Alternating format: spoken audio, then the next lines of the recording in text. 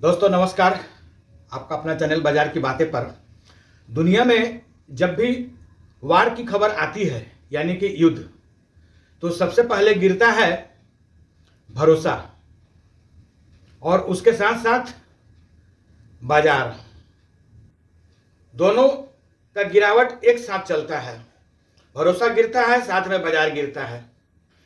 लेकिन यह भी सच है कि युद्ध का जब खबर आता है तो बाजार गिरता है, पर रिटेल ट्रेडर उसमें फियर में ट्रैप हो जाते हैं। इतिहास गवाह है कि युद्ध के समय बाजार पैनिक दिखता है और कुछ ही दिनों में अनएक्सपेक्टेड रिकवरी। वीडियो में आगे बढ़ने से पहले मैं आपसे रिक्वेस्ट कर लूँ कि चैनल को यदि सब्सक्राइब कर लिए हैं तो बहुत अच्छा, धन्यवाद। नहीं किए हैं तो कर ले और लाइक और शेयर जरूर कीजिएगा। वीडियो अच्छा लगे वीडियो में अंत तक बने रहिएगा क्योंकि सब्जेक्ट बहुत ही रोचक है। बाजार और युद्ध का कनेक्शन आपस में किस प्रकार का है, इसे इस वीडियो के माध्यम से समझेंगे। बाजार युद्ध के सिचुएशन में 3 फेजेज में फॉलो करता है युद्ध को। पहला, पैनिक रिएक्शन। पैनिक रिएक्शन क्या है? यह सीधा इम्पैक्ट डालता है रिटेल ट्रेडर्स के ऊपर में। जैसे ही पता चलता है, रिटेल ट्रेडर्स धकाधक स्पीड में सेल करना शुरू कर देते हैं। बैंकिंग न्यूज आते ही बैंक की स्थिति खराब, एओ सेलिंग शुरू। ग्लोबल अनिश्चितता। युद्ध के समय बाजार में पूरा ग्लोबलाइज वर्ल्ड में एक डर का माहौल, फियर का माहौल, अनिश्चितता पैदा हो जाता है, जिसके कारण retail traders, retail investors panic हो जाते हैं और सेल करने लगते हैं।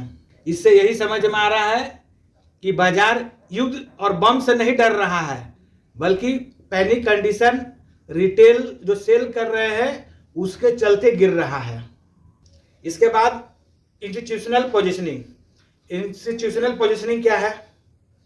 जो हमारे DII है, जो यहाँ के बड़े बड़े कंपनी है, वे अपना पोजीशन युद्ध के समय में किस प्रकार से बनाते हैं। रिटेल तो सेल कर रहे हैं, तो भाई कोई तो बाई कर रहे हैं, वे है DII। उस समय खरीद में धीरे धीरे लग जाते हैं क्योंकि उन्हें मालूम होता है कि युद्ध से रिलेटेड जो भी सामान, कमोडिटी, तेल वगैरह, ऑयल, क्रूड ऑयल, कमोडिटी के सामान, वेपन्स और भी सारी जो कंपनियां यूज होती है लॉजिस्टिक में, जो भी यूज होता है युद्ध से रिलेटेड, उसमें वे लोग इन्वेस्ट करना शुरू कर देते हैं। युद्ध से रिलेटेड जो भी कंपनियां हैं जो उस पर इम्पैक्ट डालेगा, उस कंपनी में DII अपना भागीदारी धीरे धीरे बढ़ाने लगते हैं।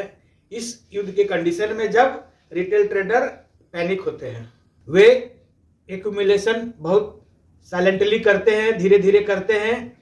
रिटेल ट्रेडर को समझ में ही नहीं आता है। वे स्टेप बाय स्टेप जैसे बाजार डाउन या अप होता है, वोलेटिलिटी के साथ में इन्वेस्ट और ट्रेड करते हैं। जब रिटेल ट्रेडर्स डरता रहता है, तब DII और FII दोनों प्लानिंग करते रहते हैं अपने इन्वेस्टमेंट का और धीरे धीरे वे अपना साइलेंटली पोजीशन बनाते रहते हैं इस सिचुएशन में। और रिटेल ट्रेडर्स पैनिक होकर के सेलिंग में लगा रहते हैं। वोलेटिलिटी से उन्हें फियर और डर पैदा उनके अंदर में हो जाता है। अब बात आती है कि युद्ध, वार चल रहा है लंबा, इसका इम्पैक्ट आर्थिक सिचुएशन पे क्या पड़ता है, बाजार पे क्या पड़ता है। तो बाजार एक ऐसा जगह है जो आर्थिक स्थिति को धीरे धीरे एडजस्ट कर लेता है और रिकवरी के मूड में आ जाता है।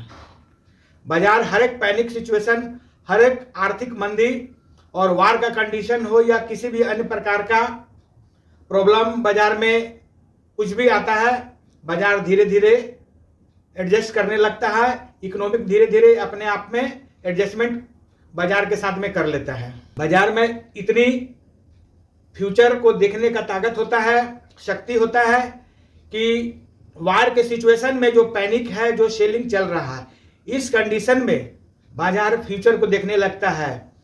जो DII है, FII है, वे फ्यूचर को देखने लगते हैं कि इसका प्राइस कहां तक ऊपर इस रिकवरी में जाएगा, और उस हिसाब से वे अपना पोजीशन बनाना शुरू कर देते हैं।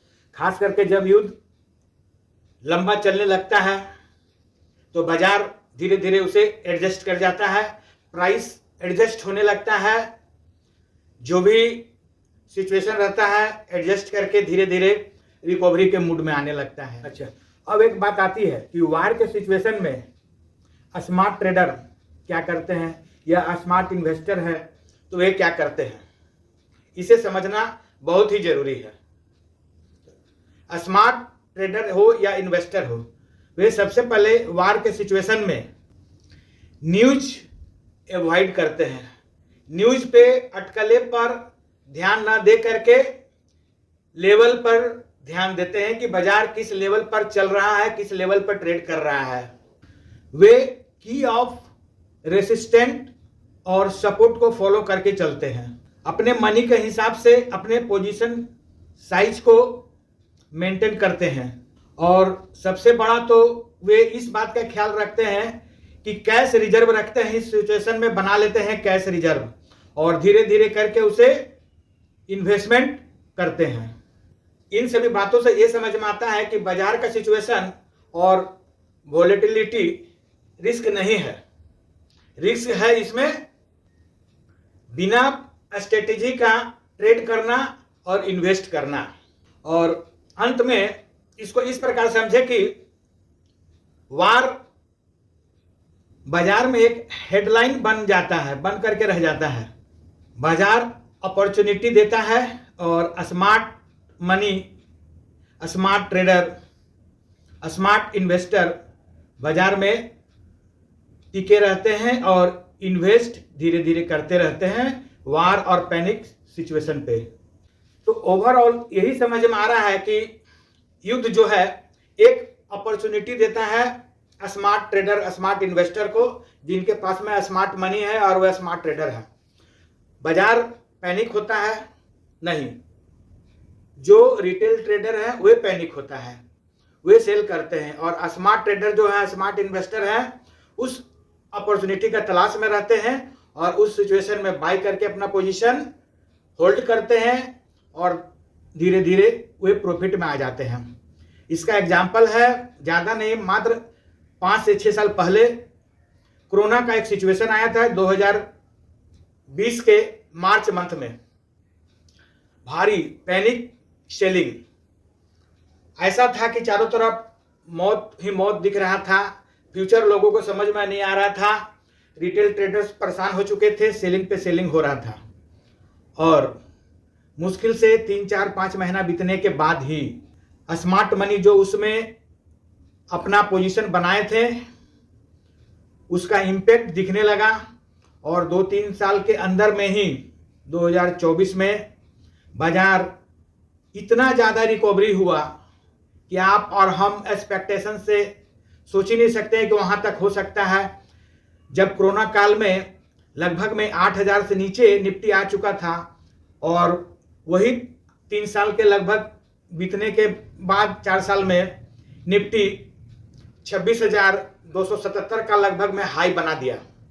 तो इतना ज़्यादा तो रिकवरी ऐसा हुआ कि इसके बारे में कल्पना भी नहीं हो सकता है। तो वार का सिचुएशन हो या उस टाइप जो कोरोना आया था, सभी में इसी प्रकार से होगा। और जो अभी स्लोली बाई कर रहे हैं, हल्का हल्का धीरे धीरे, बाद में जा करके कुछ महीने बीतने के बाद उनका पोजीशन ग्रीन में आने लगेगा और वे हंसते हुए दिखेंगे। धन्यवाद।